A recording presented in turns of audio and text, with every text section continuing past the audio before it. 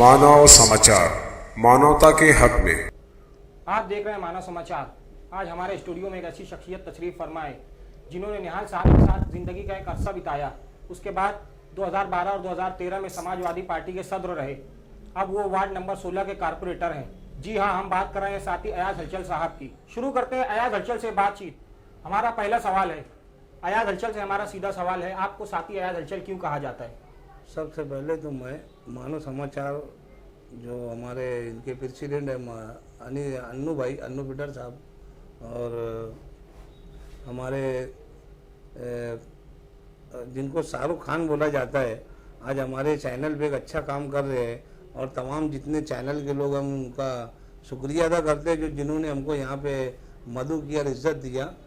हाँ, इनका पहला सवाल ये है कि इनको साथी क्यों बोला जाता है। मालेगांव शहर के अंदर सिर्फ वो 3 साथी थे।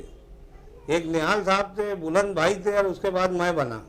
साथी का लक़ब मुझे आवाम ने दी है। आवाम ने मुझको पसंद करके मेरा नाम दी थी, इसलिए मेरे नाम के आगे साथी लगाया गया।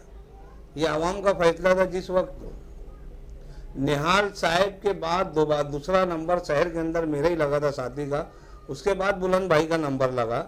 और निहाल साहब के जाने के बाद लोगों ने हमारा हक में नारा दिया कि यार साथी, तुम वो शहर के लिए तुम्हारा जो काम है, इस कामकाज निहाल साहब जैसे ही है। हमने लोगों को काम अच्छे ढंग से किया है, इसलिए हमारा नाम साथी पड़ा। साथी निहाल अहमद साहब के साथ सियासी तजुर्बा कैसा रहा, आवाम को बताएं। निहाल साहब के साथ तो आज जो लोग हैं जनता दल पार्टी के अंदर, हमने 99 का जब निहाल साहब की शिकस्त हुई, उसके बाद से मैं समझता हूँ कि कुछ ही लोग हैं जो वहाँ पर है अभी। बाकी उस वक्त तो ऐसा संकट था कि हमने ऑफिस की सफाई की।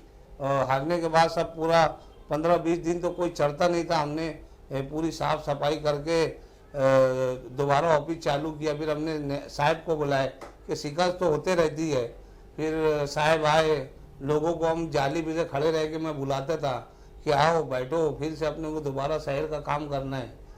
तो हमारे ताल्लुकात इसलिए निहाल साहब से इतने अच्छे थे, और शहर का हमने हमेशा सच्चाई से काम किया, गरीबों के हक के लिए लड़ा, इसलिए हमारे ताल्लुकात निहाल साहब से बहुत अच्छे थे।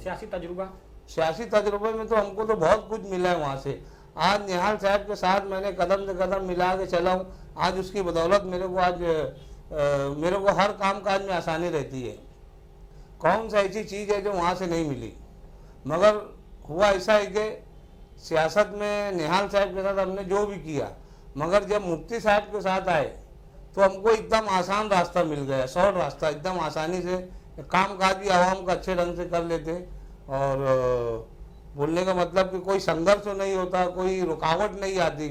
नहीं तो साहब के साथ थे तो मालूम नहीं कहाँ से किधर से कैसी आफत आती थी, मगर उससे मुकाबला करते थे। आपके नाम के साथ हलचल लगा है, इसकी वजह क्या है? हलचल हमारा इसलिए लगा है कि हमारा काम काज, और हम जहाँ भी जाते हैं तो पब्लिक देखती है हम कैसा काम करते हैं। यानी जो नहीं होने वाला काम हम चिल्लाड़ गान करके आवाज़ लोगों को बुलंद करके मसाइल को हल करते, इसलिए हमारा नाम हलचल पड़ा है। जानते हैं अगले सवाल में साथी अयाज हलचल से कि उनके वार्ड के कामकाज कैसे हैं। कामकाज के ताल्लुक से मालेगांव शहर के अंदर जितना जो हमारा वार्ड की आवाम जो चाहती थी, हमने मुसलसल 5 साल काम किया है। और जो वहाँ की 80% आवाम साफ सफाई चाहती है, और वहाँ लाइट, उजाला, पानी सब के लिए हमने मुसलसल 5 साल बीमारी के समय भी लड़ा। और 2-4 जो रोड वगैरह है, इंशाल्लाह वो भी हमको अच्छा खासा बजट मिल गया, तो हम बजट लेकर पूरा काम काज करेंगे। हमारे साथ मैंने कभी कांग्रेस पार्टी में हाउस में रह के मैंने कभी बजट कांग्रेस पार्टी से लिया नहीं। मैं वहाँ पे झुका नहीं। मैं जो पार्टी का नुमाइंदा था वो पार्टी के लिए हाउस में मुसलसल लड़ता रहा, शहर की आवाम के हक के लिए लड़ता रहा। हुआ ऐसा है कि अगर कभी 1% अगर कभी तो हमारा बजट है तो उसमें से 80% बजट नदी उपार देते, 20% में हमको 62 कारपोरेटर को दिया जाता है, और बाकी ने तो जितने भी बजट उड़ा के नदी उपार उड़ा के दे देते, जिसकी वजह से हमको एकदम मुख्तसर बजट मिलता है, जिसकी वजह से हम कामकाज के अंदर बहुत ढेर हमको तकलीफ का सामना करना पड़ा। और इंशाल्लाह मगर अब आखिरी बजट है, एक बहुत बड़ा इम्तिहान है। इंशाल्लाह मैं अच्छे ढंग से बजट ला के हमारे वार्ड का जो बचा कुचा काम है सब पूरा टोटल काम करके बताऊंगा। आपके वार्ड में बिजली की आंख मुचौली काफी दिनों से चल रही है, ये मसला कब हल होगा और कैसे ये हल होगा? तो बिजली का जो मसला तो ऐसा है कि पूरे मालेगांव शहर में कोई वार्ड एक बता दो, पूरे वार्ड का मैं तो बोलता हूँ कि मानव समाचार वाले सर्वे करे, एक वार्ड गांव का बता देवे जहाँ पे बिजली का मसला नहीं हो। अगर नहीं होगा तो फिर हमको जो सजा आवाम दे। पूरे शहर के अंदर हर वार्ड के अंदर बिजली के मसले मसाइल है।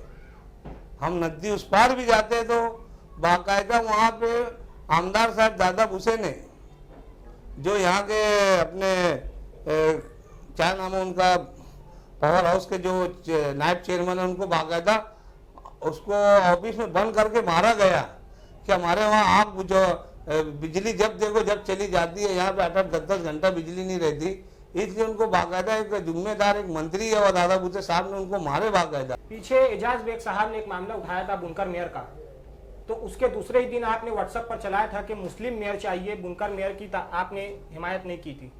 बिल्कुल, मेरी को तो हिमायत तो खैर वो बुनकर ठीक है, मगर मेरी लड़ाई तो दोनों रहना चाहिए, बुनकर भी होना चाहिए और मुसलमान भी होना चाहिए, क्योंकि खतरा है।